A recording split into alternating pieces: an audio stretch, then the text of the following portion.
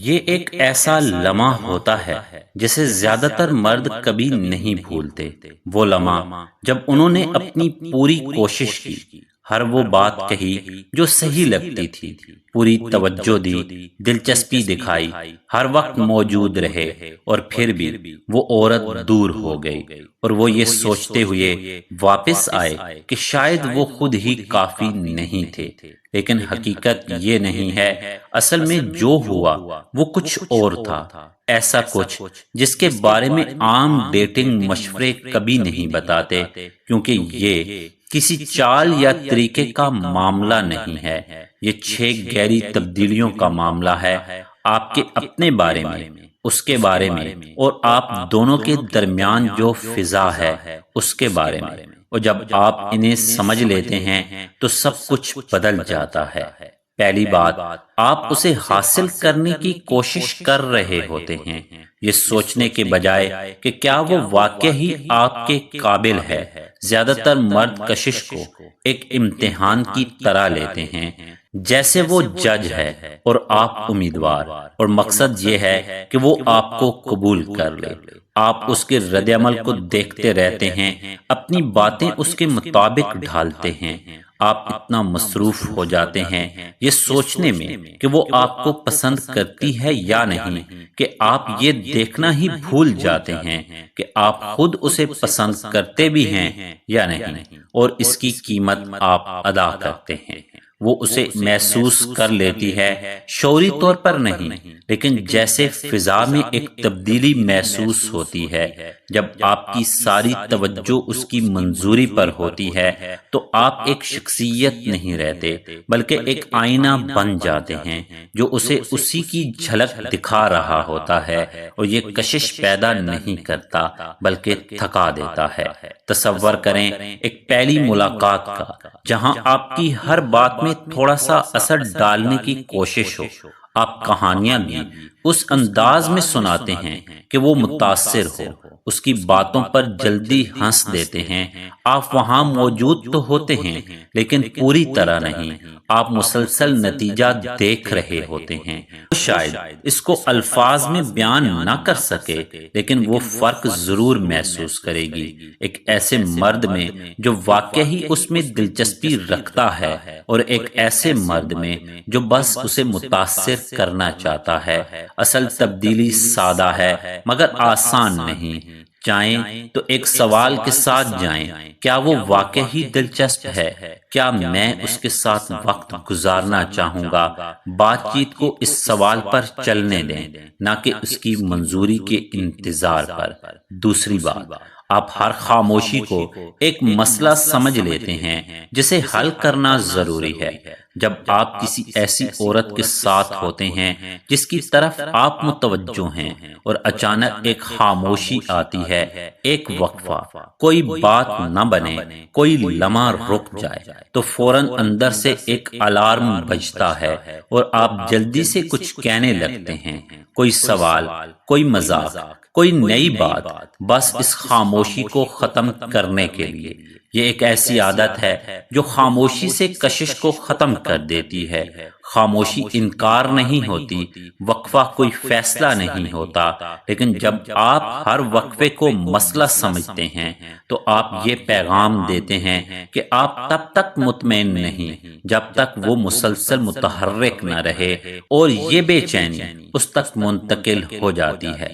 کبھی ایسا لمحہ یاد کریں جب وہ خاموش ہوئی ہو، شاید سوچ رہی ہو، شاید کچھ محسوس کر رہی ہو، اور آپ نے فوراً بات بدل دی ہو۔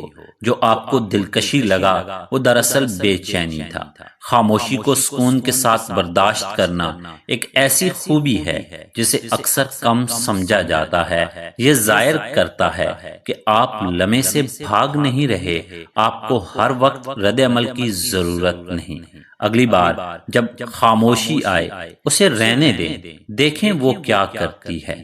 تیسری بات، آپ اپنی کشش کو ایسے چھپاتے ہیں جیسے یہ کوئی کمزوری ہے۔ بہت سے مردوں نے یہ سیکھ لیا ہے کہ جلدی یا واضح طور پر دلچسپی دکھانا خطرناک ہے، کہ اس سے وہ کمزور لگیں گے، اس لیے وہ اپنے جذبات کو چھپاتے ہیں، ٹھنڈا رہنے کی کوشش کرتے ہیں۔ دلچسپی رکھتے ہوئے بھی اسے ظاہر نہیں ہونے دیتے۔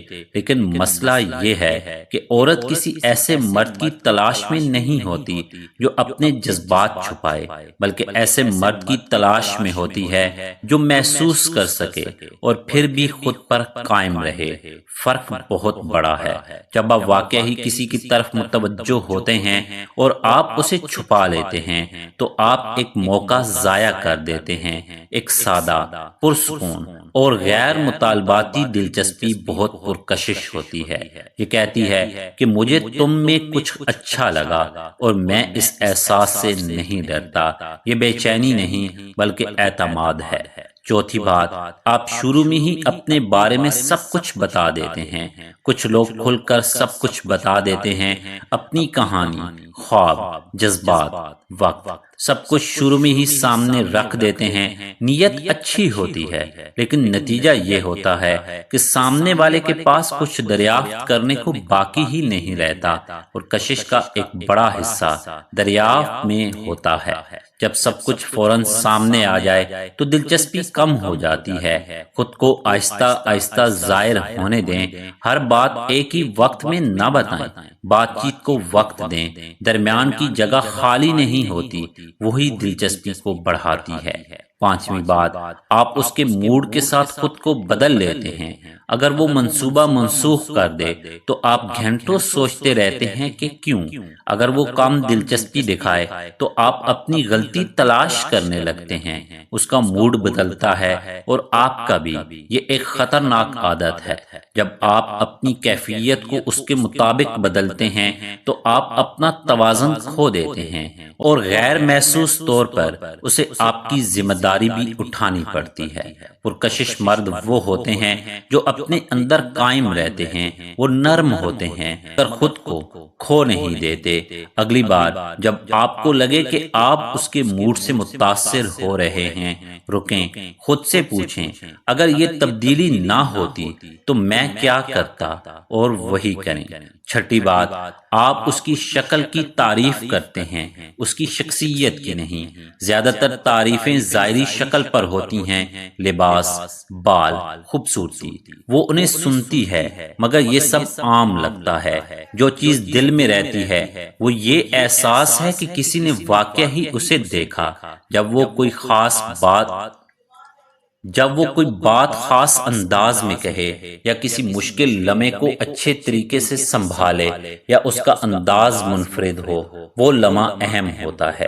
اس لمحے کو پہچانیں اور اس کی تعریف کریں، کیونکہ یہ تعریف خاص ہوتی ہے اور اسی میں اصل کشش چھپی ہوتی ہے۔ اگر یہ سب آپ کو مشورہ نہیں بلکہ ایک پہچان لگا تو اس پر غور کریں۔